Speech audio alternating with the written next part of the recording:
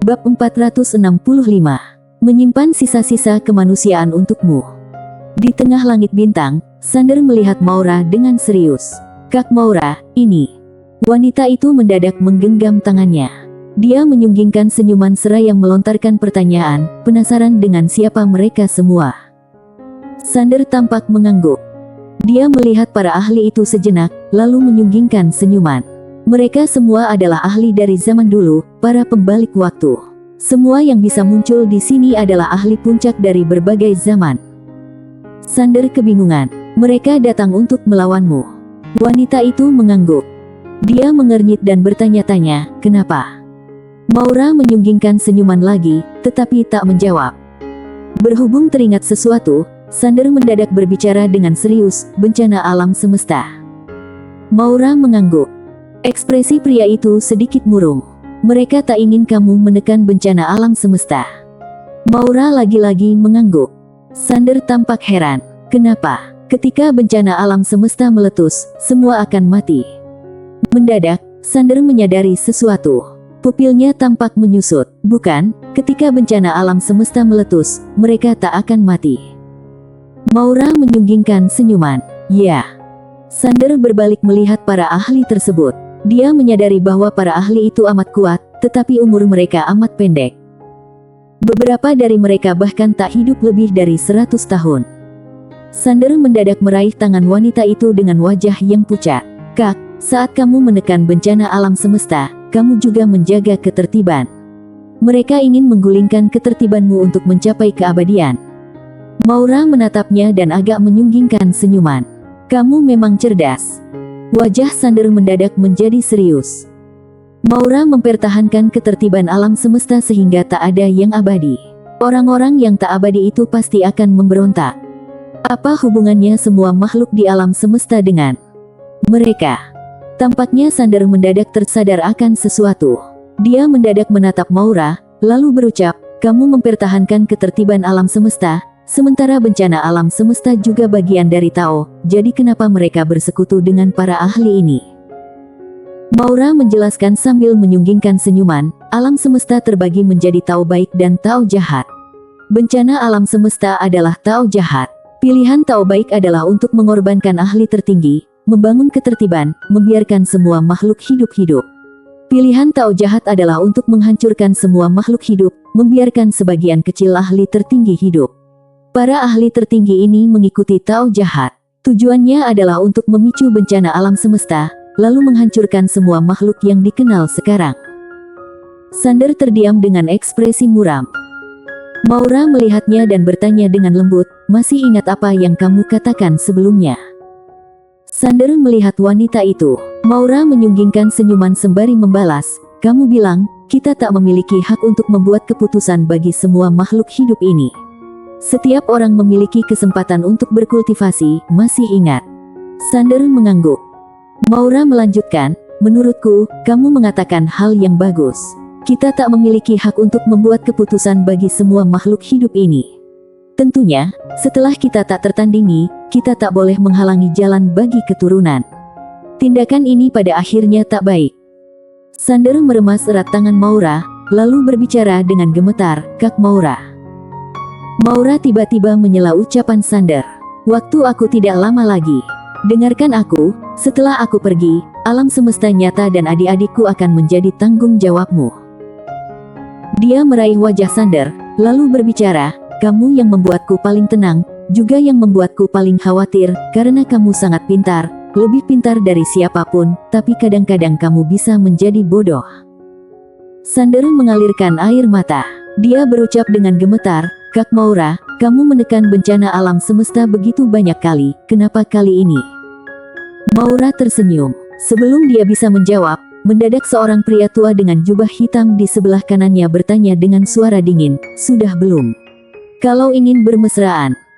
Maura mendadak berbalik dan melihat seorang pria tua berjubah hitam. Bam! Dalam sekejap, orang itu sontak meledak di tempatnya. Daging dan darahnya tercecer, sangat mengerikan. Melihat adegan ini, wajah para ahli di tengah-tengah seketika menjadi serius. Ketika mereka menatap Maura, mata mereka penuh dengan ketakutan. Wanita berjubah putih menatap Maura, tetapi dia tidak berkata apa-apa. Maura mengabaikan semua orang. Dia berbalik dan melihat ke arah Rosa dan Selina. Dia berucap sambil tersenyum, "Kalian berdua, datanglah." Kedua wanita itu mendekati Maura. Dia menatap Rosa dengan lembut, lalu berucap, "Aku tahu, kamu selalu ingin membantuku menanggung bencana alam semesta. Aku tahu semua yang kamu lakukan." Rosa tiba-tiba menangis. Maura mengusap air matanya dengan lembut, lalu melanjutkan, "Setelah aku pergi, tolong bantu Sander. Dia memiliki bakat yang bagus dan hati yang baik, tapi dia kurang pengalaman, tapi kalau diberikan waktu, dia bisa menjadi lebih kuat. Yang dia butuhkan hanyalah waktu, jadi usahakan untuk memberinya lebih banyak waktu." Rosa menatap Maura. Air matanya terus mengalir. "Apakah tidak ada cara lain, Kak Maura?" Maura tersenyum tipis, tanpa berkata-kata. Tepat pada saat itu, di kedalaman tak terbatas antar bintang, sebuah bayangan virtual berwarna merah darah tiba-tiba muncul. Saat bayangan virtual itu muncul, langit bintang di Bima Sakti langsung berubah menjadi merah. Sementara itu, tekanan mengerikan mulai menyebar di sekitar langit bintang-bintang. Berhubung merasakan tekanan yang mengerikan ini, wajah semua ahli tiba-tiba menjadi serius. Bencana alam semesta. Sander berbalik melihat bayangan virtual itu, ekspresinya sangat serius. Di hadapannya, dia merasa kecil seperti semut. Bukan hanya dia, semua ahli di sana merasa begitu, kecuali wanita berjubah putih dan Maura. Tao jahat. Ini juga adalah bagian dari Tao. Ketika bayangan virtual itu perlahan mendekat, tubuhnya mulai memadat. Ketika dia berada 1000 langkah jauhnya, dia telah berubah menjadi seorang wanita. Wanita berdarah. Tubuh wanita itu seolah-olah terbentuk dari darah. Rambut yang tak teratur terurai di belakang bahunya. Matanya merah seperti darah, seolah-olah seorang lautan darah. Tao jahat. Wanita berdarah menatap Maura dari kejauhan. "Dalam dunia ini, akhirnya kamu tidak bisa menyelamatkan siapapun." Maura menatapnya dan berucap sambil tersenyum, "Coba saja." Wanita itu dengan tenang menggulung sehelai rambutnya, lalu tersenyum. "Kalau begitu, tolong tekan aku sekali lagi. Apakah kamu berani?" Maura tersenyum, lalu menjawab, "Aku tahu, kalau aku menekanmu sekali lagi, kamu akan melakukan terobosan dan menekan semua kebaikanmu. Pada saat itu, kamu akan bisa memaksa dirimu untuk bersatu dengan Tao baik, memulihkan semua kekuatanmu, dan mencapai tingkat baru." Wanita itu menatap Maura. "Kalau kamu membuang sifat kemanusiaanmu, aku pasti tidak akan bisa mengalahkanmu. Sayangnya, kamu tidak bisa melepaskannya. Di dalam hatimu, ada terlalu banyak yang tidak bisa kamu tinggalkan, seperti mereka di sekitarmu, juga semua makhluk hidup di alam semesta nyatamu." Sander tiba-tiba bertanya, "Maura, kenapa kamu tidak melepaskan kemanusiaanmu?" Maura tersenyum. "Bodoh, kalau aku melakukannya, aku akan sama seperti mereka." Sander terdiam. Sementara itu, wanita itu tiba-tiba berucap, "Kalau tidak melepaskannya, kamu akan mati hari ini." Maura tidak memedulikan wanita berdarah itu. Dia mengulurkan tangannya dengan lembut untuk menyentuh pipi Sander, lalu berucap, "Sifat kemanusiaan adalah obsesi, ilahi tidak memiliki keinginan, tidak memiliki keterikatan apapun. Janjilah padaku, jangan pernah membuang sifat kemanusiaanmu untuk menjadi tak tertandingi. Aku suka kamu yang memiliki hati dan perasaan, bukan orang yang berkedudukan tinggi dan tidak memiliki emosi."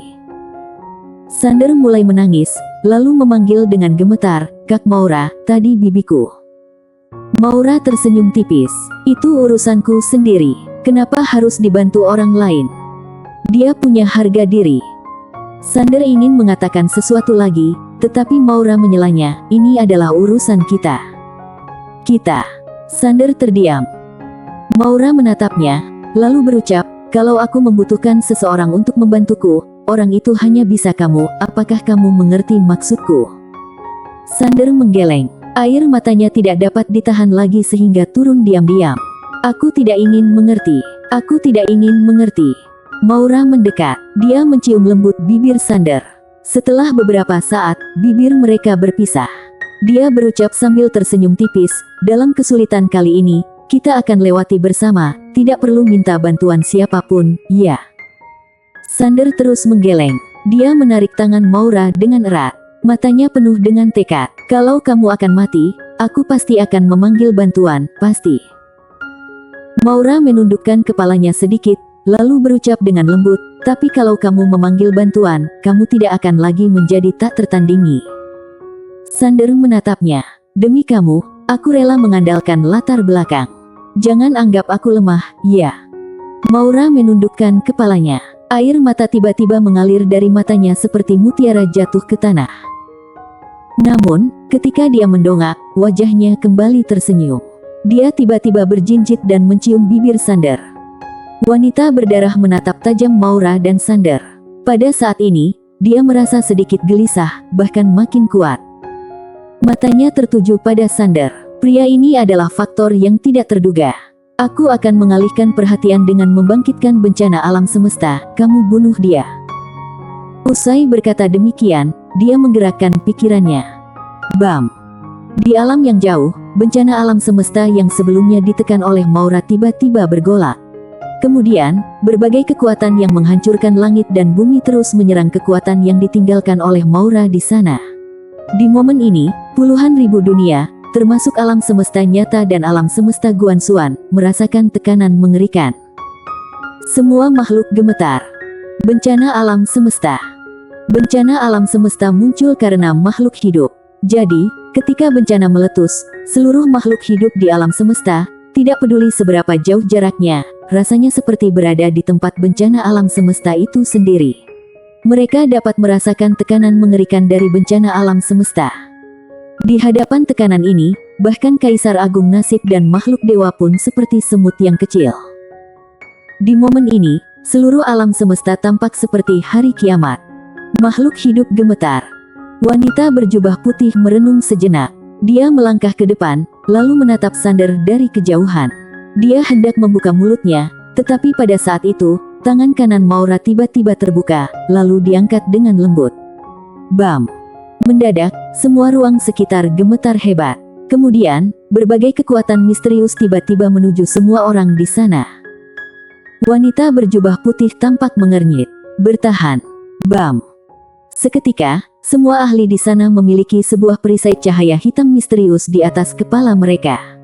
Perisai-perisai hitam ini menahan semua kekuatan yang menuju mereka. Wanita berjubah putih menatap Sander. Matilah. Bam!